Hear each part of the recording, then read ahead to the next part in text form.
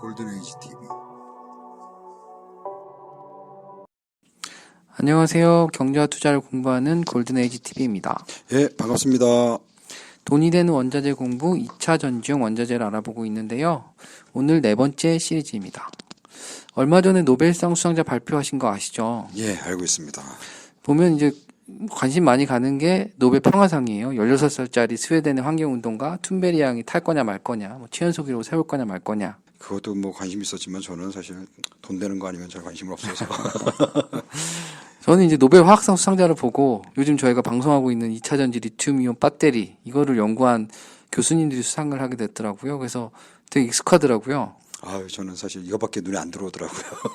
우리가 계속 얘기했던 거를 어떻게 노벨상에서 그걸 딱 주셔가지고, 야, 우리가 좀 공부하길 잘했다 이런 생각도 들고, 아주 약간 뿌듯했습니다. 그래서 오늘은 노벨 화학상 수상자들하고 그 연구 내용들 좀 얘기할 거고요. 그리고 이제 또 다른 2차 전지 원자재인 음극재, 소자, 흑연을 좀 알아볼 겁니다. 그리고 지금까지 공부했던 원자재, 공부는 했는데 투자는 어떻게 할 거냐 이런 것들도 좀 알아보려고 합니다.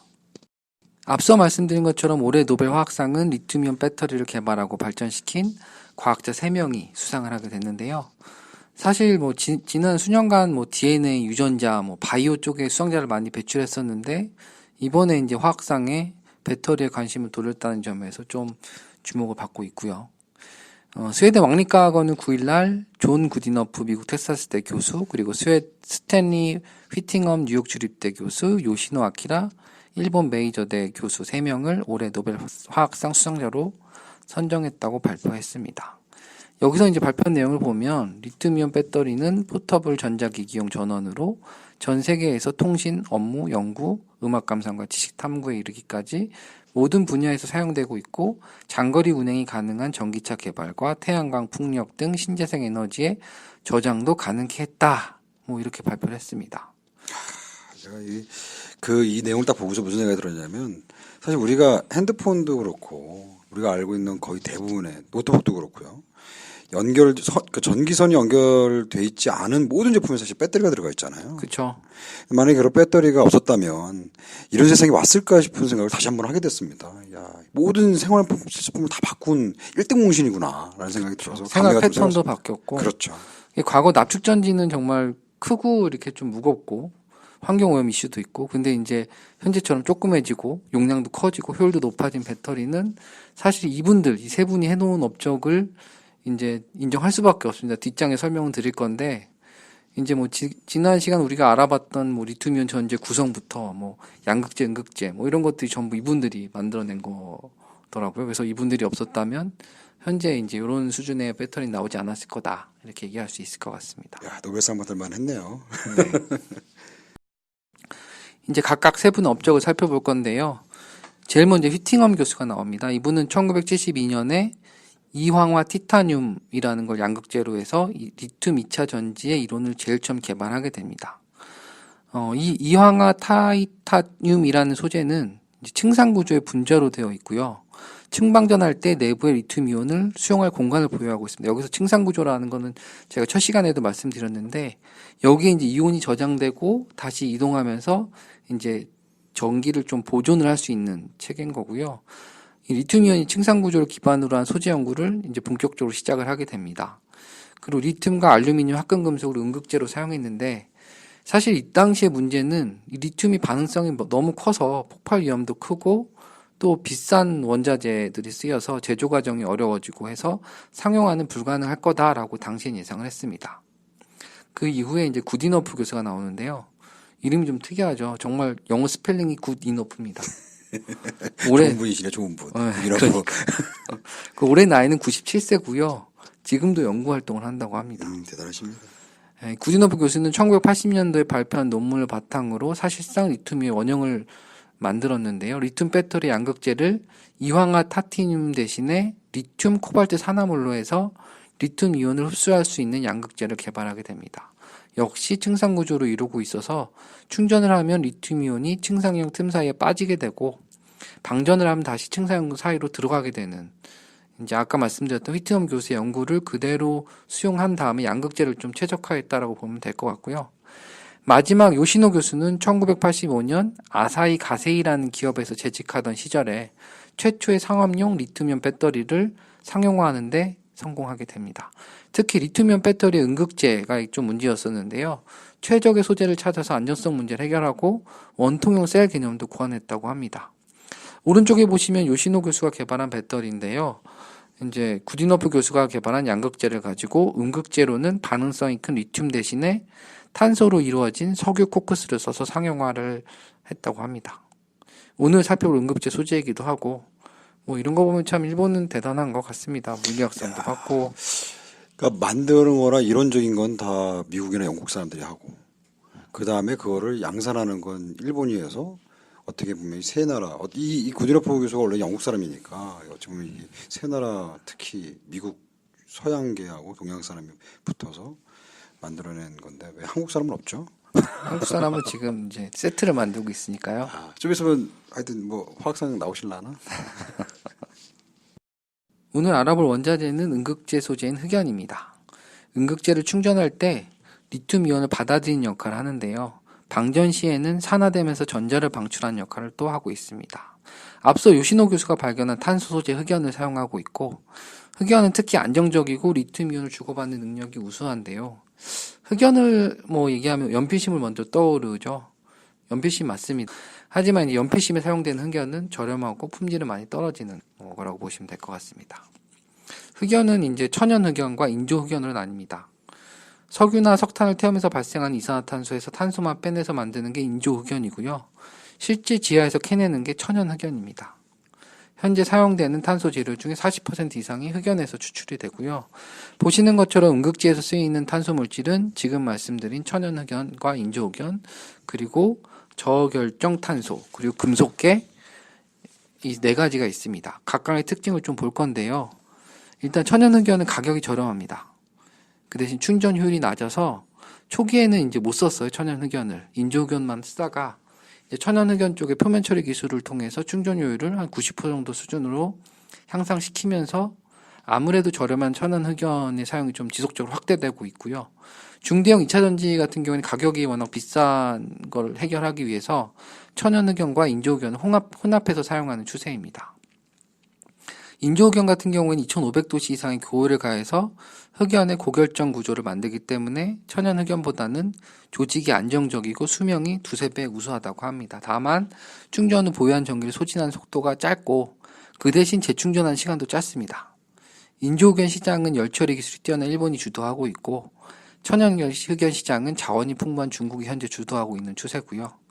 세 번째 보실 저결정성 탄소계는 앞서 인조흑연 만들 때 열처리 온도에 따라서 고결정 탄소하고 저결정성 탄소가 분류되는데 저결정성 탄소는 결정 구조가 안정화되어 있지 않기 때문에 수명은 짧지만 리튬 이온의 출입이 아주 빨라져서 고속으로 충방 전에 유리한 특성을 가지고 있습니다.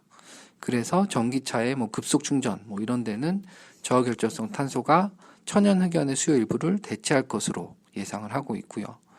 이제 마지막 금속계 소재는 저장 용량이 기존 음극재 대비 5배에서 10배 높은 실리콘이 첨가된 금속계 흑연을 말하고요. 아무래도 많은 용량이 필요한 전기차 수요가 증가함에 따라서 아마도 점유율은 계속 상승할 것으로 보입니다. 하지만 금속계 흑연은 가격이 아주 비쌉니다. 이걸 만드는 비용이 많이 들기 때문에. 그리고 충방전을 많이 하게 되면 부풀어 오는 문제도 있고 이런 걸로 인해서 수명도 단축되기 때문에 기술 개발이 좀 더 필요한 상태라고 합니다. 또 앞으로 이제 고용량 수요를 맞추기 위해서는 실리콘 규소 혼합물 개발, 그리고 리튬 음극 활물질을 개발하는 거에 좀 연구 개발하고 있고요.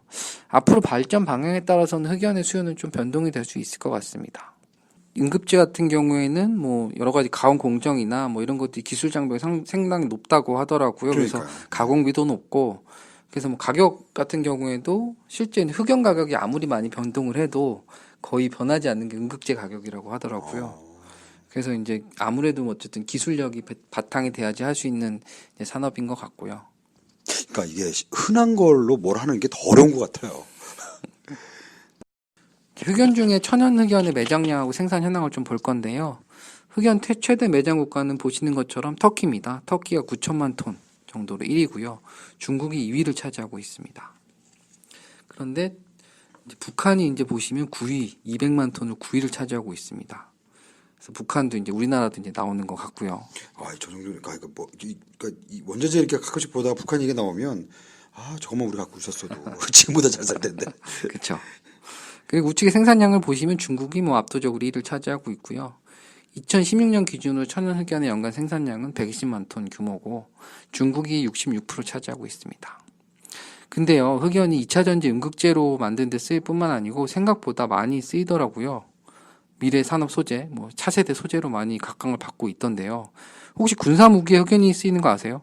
이거 처음 듣는 것 같은데요, 오늘. 대표적으로 스텔스 기술의 흑연이 필수 재료라고 합니다.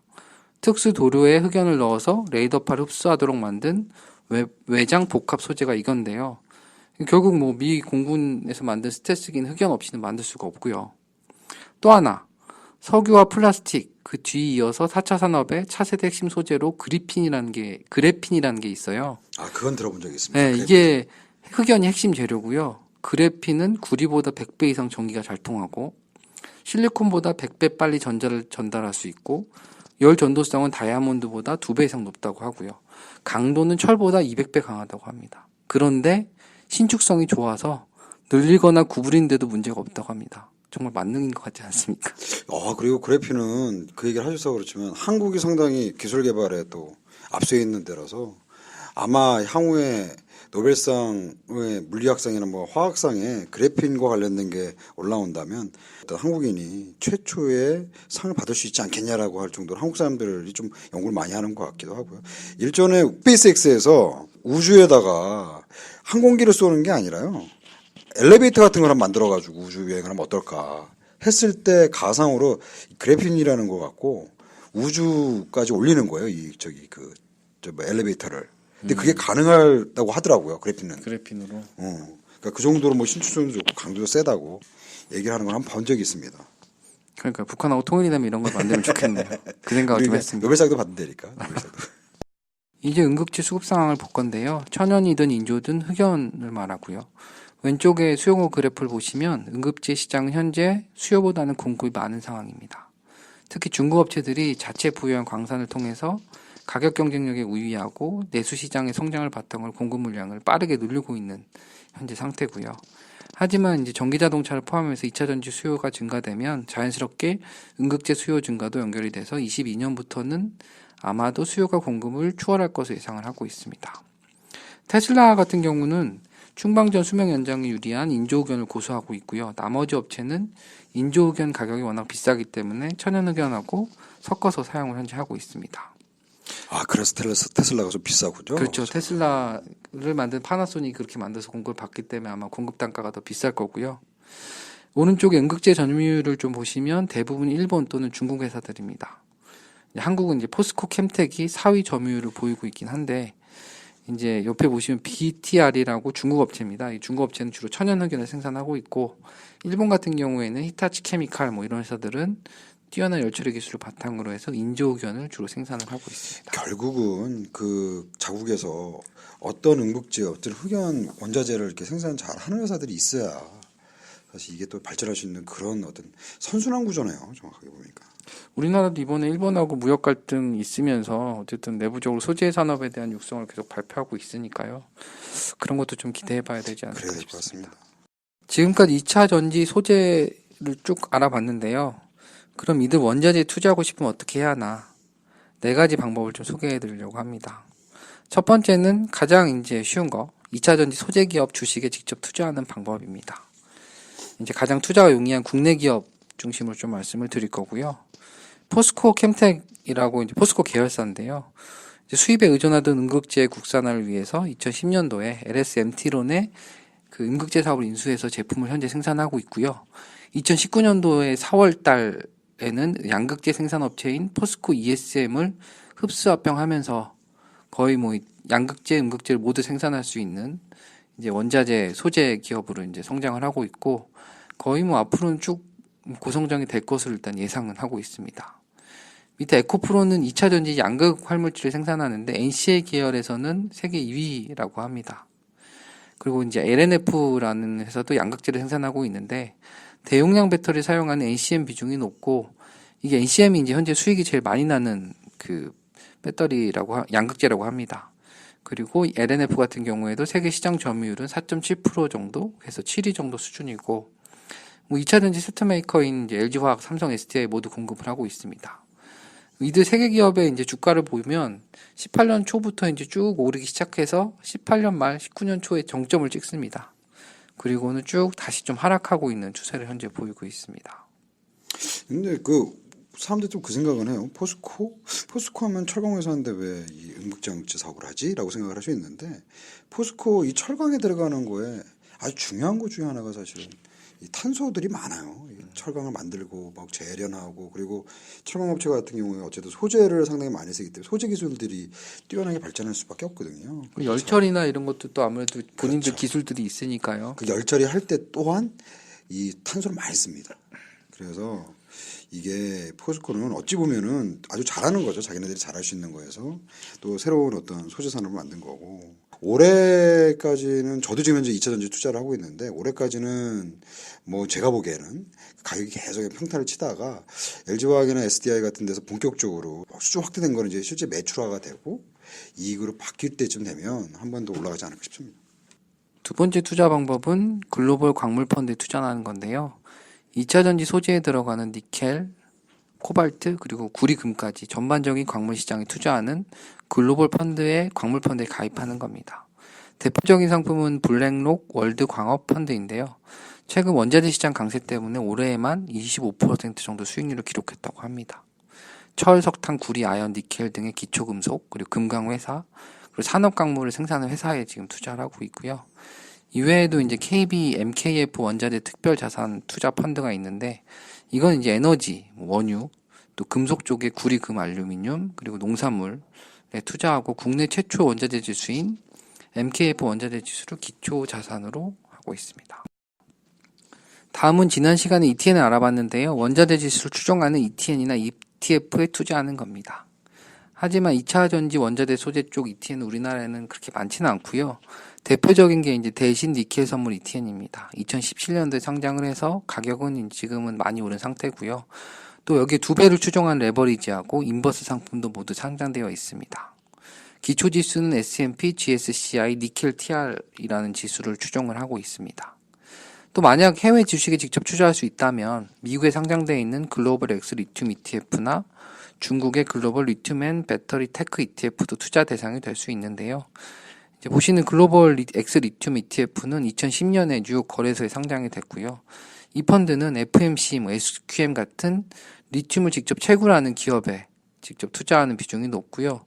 전체 포트폴리오에는 리튬 전지용 물질, 리튬 전지, 전기차, 리튬 관련된 모든 기업에 투자를 또 하고 있고, 테슬라, BYD, 삼성, SDI, LG화학까지 포함해서 2차 전지 전반에 이제 투자하는 상품이라고 볼 수 있습니다. 마지막으로 니켈 광산에 직접 투자하는 펀드에 투자하는 방법도 있고요. 현재 국내 증시에는 아프리카 마다가스카르의 암바토비 광산의 니켈 매출액 중에 일정 부분을 받을 수 있는 권리에 투자하는 하나니켈 1호 그리고 2호가 2007년에 상장돼 있습니다. 또 생산을 많이 하고 니켈 가격이 올라서 광산 매출이 상승하면 펀드가 투자자에게 주는 분배금도 더 커지는 구조고요.